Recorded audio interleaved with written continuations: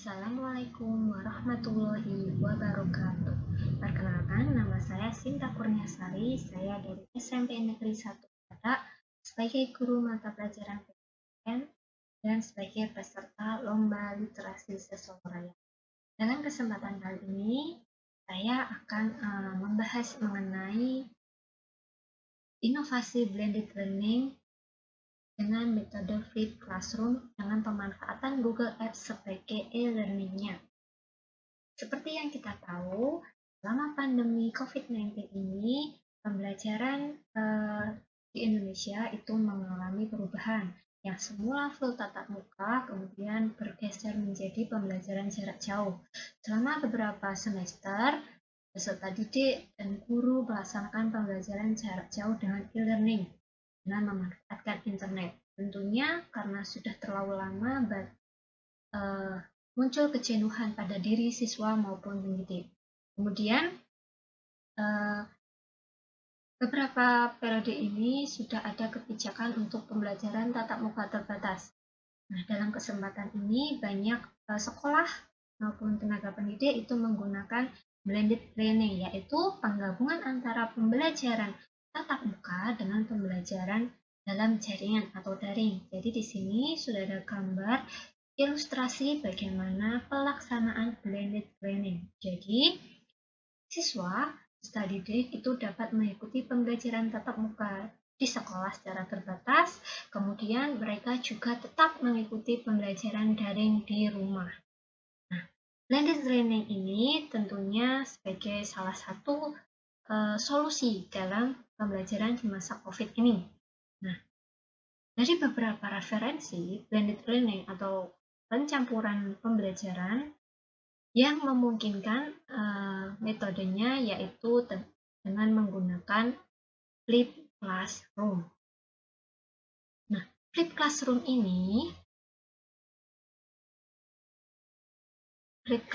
itu merupakan kelas terbalik, di mana membalik keadaan dari pembelajaran tatap muka yang biasa kita lakukan, kemudian dibalik.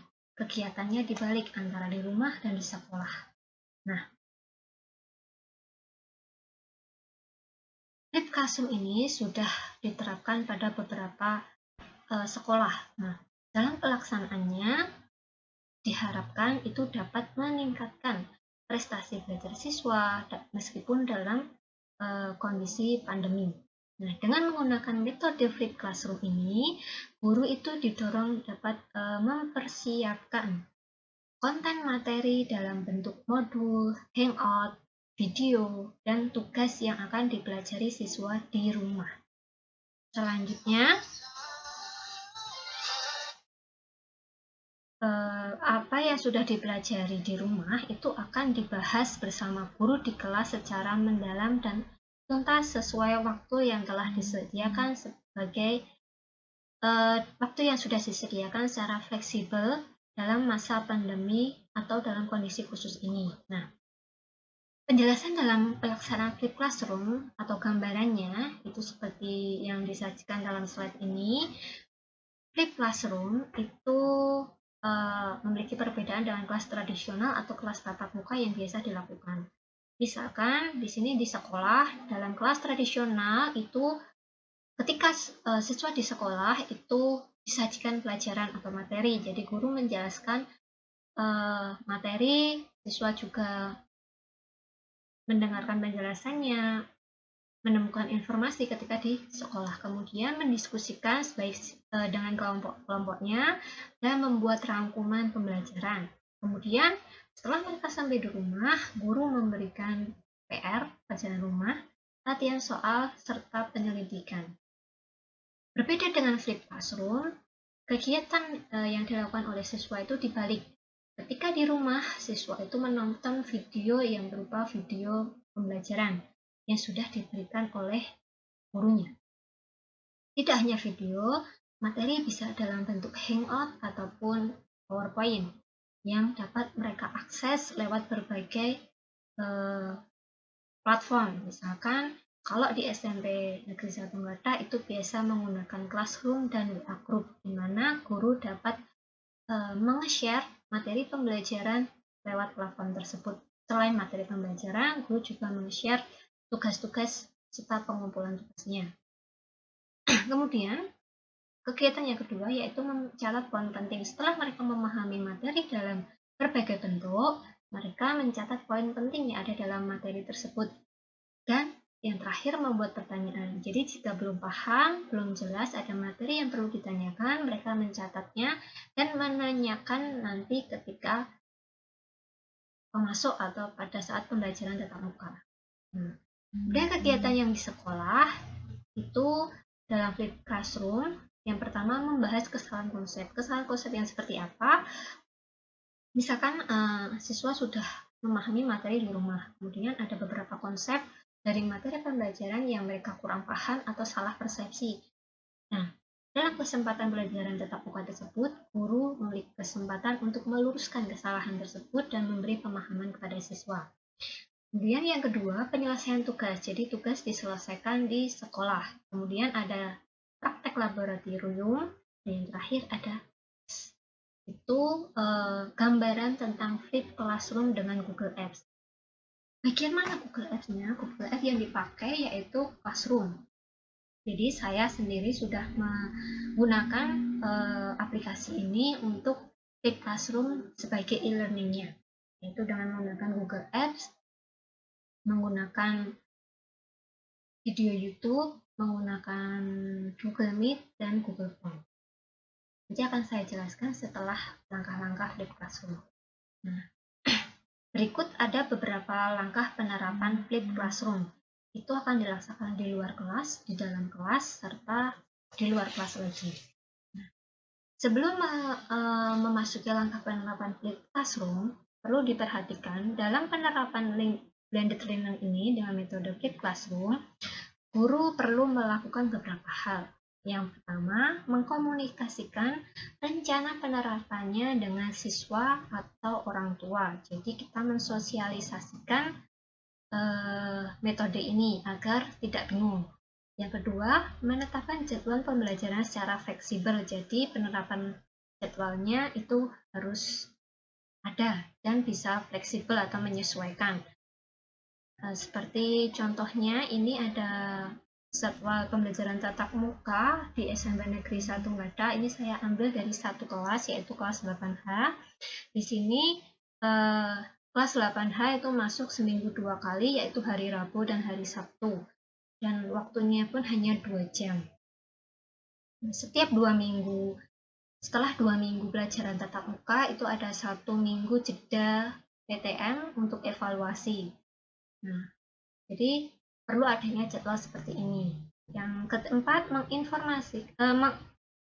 yang ketiga, menganalisis KD atau materi yang termasuk kompleks dan sederhana. Dan yang keempat, menginformasikan kepada siswa tentang alternatif pola yang akan digunakan dalam pembelajaran sesuai analisis KD atau materi yang ada. Kelima, membuat modul hangout bahan ajar, bisa berupa video pembelajaran yang akan diupload di platform yang digunakan, yaitu seperti Classroom dan tugas mandiri siswa. Tentunya ini juga harus dibuat. Yang keenam, menerapkan penilaian portofolio perkembangan dalam menilai siswa. Dan yang terakhir, menggunakan aplikasi pembelajaran digital yang mudah dan hemat data internet agar peserta didik tidak kebanyakan.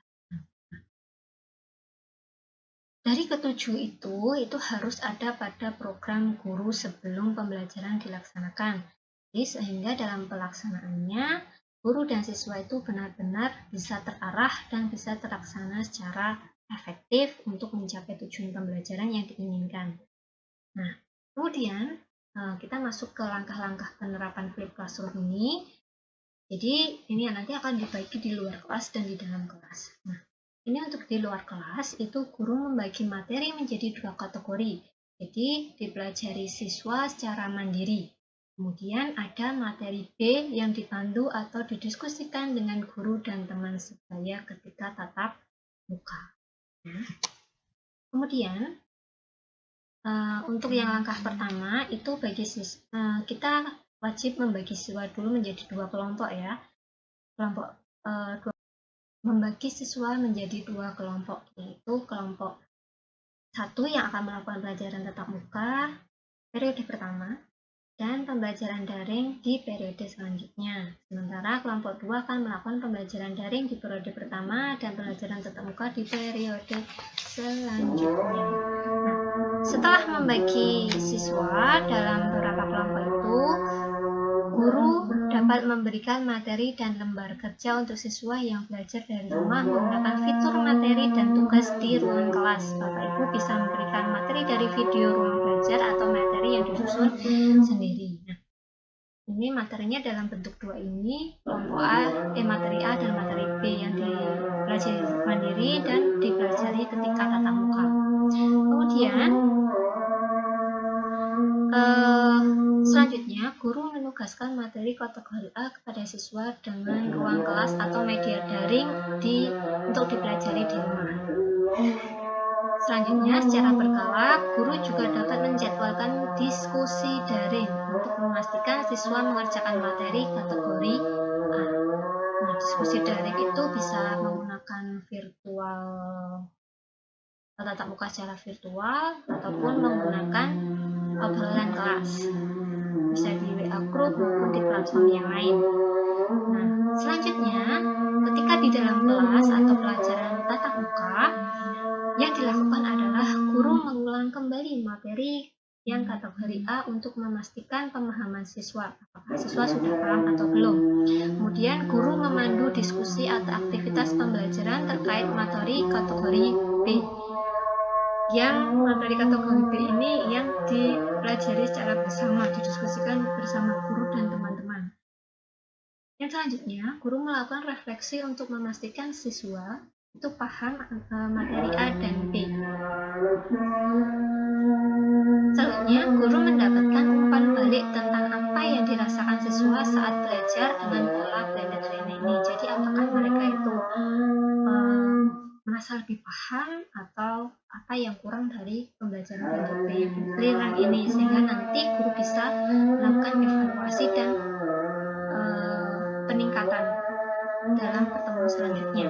Selanjutnya, guru memberikan materi selanjutnya yang juga telah dipecah menjadi kategori A dan B. Dan yang terakhir, guru memberikan pengantar bagi siswa apa yang harus dilakukan di rumah agar lebih terarah. Jadi, memberikan panduan apa saja yang akan dilakukan siswa ketika dia melaksanakan pembelajaran di rumah secara daring. Kemudian, ini di luar kelas lagi atau waktu pembelajaran daring, siswa mempelajari materi selanjutnya. Jadi setelah materinya selesai, materi pertama selesai, kemudian diberikan materi yang kedua itu dipelajari di rumah, yaitu kategori A dipelajari secara daring mandiri di rumah sesuai dengan instruksi yang telah disampaikan oleh guru saat tatap muka. Nah, dari beberapa uraian tentang model pembelajaran tersebut,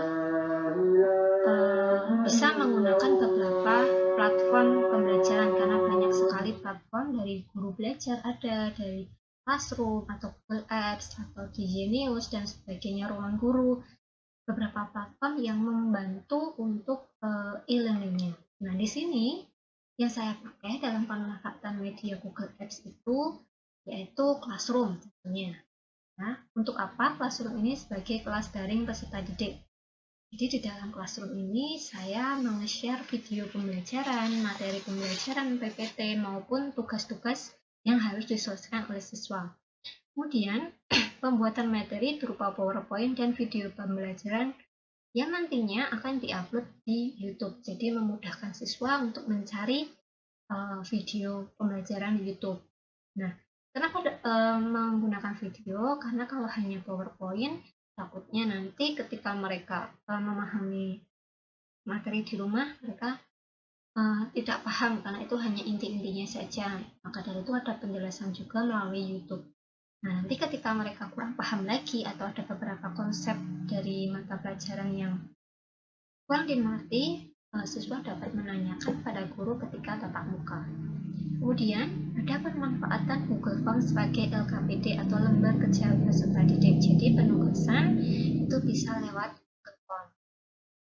Kemudian, jika ingin diskusi satu kelas, tidak mungkin kalau kita diskusi dalam kelas yang sama itu menggunakan tatap muka virtual, yaitu bisa melalui Zoom ataupun Gimik. Jadi ada beberapa Google Apps yang bisa diakses untuk membantu e-learning-nya.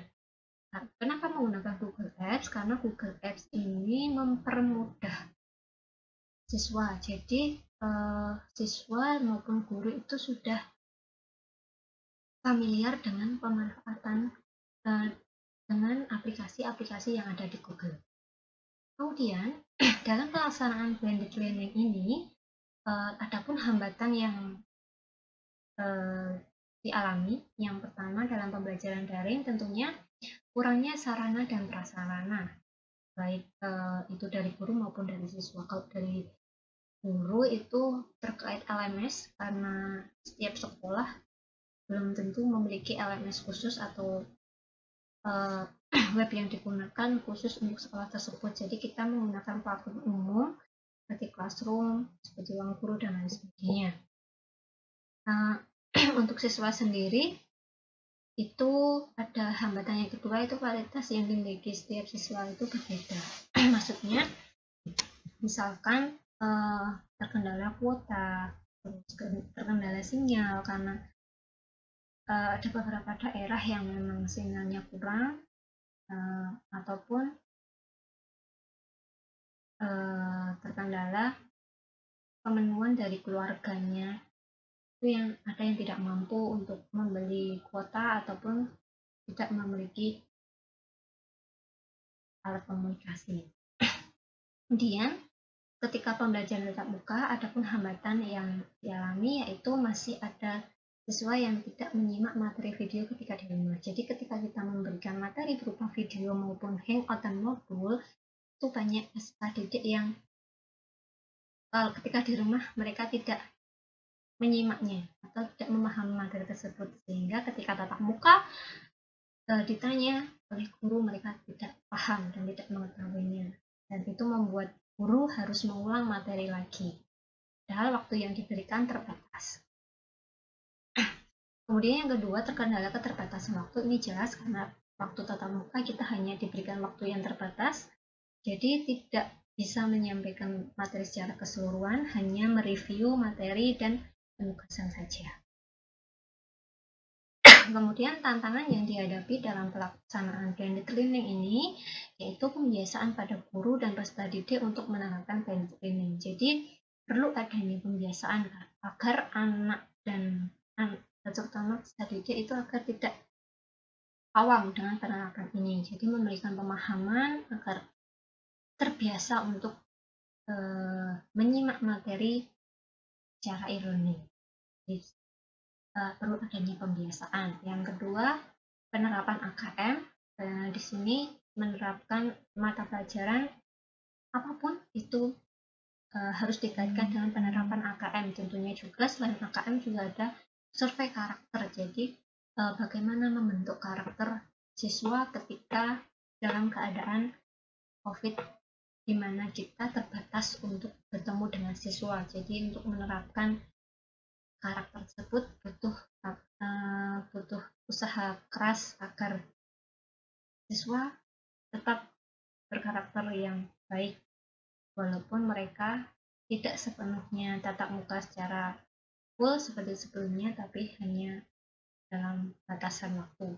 Nah, dari tantangan dan hambatan tersebut, adapun solusinya yaitu yang pertama, pendampingan dan pembimbingan oleh guru pada siswa tentunya.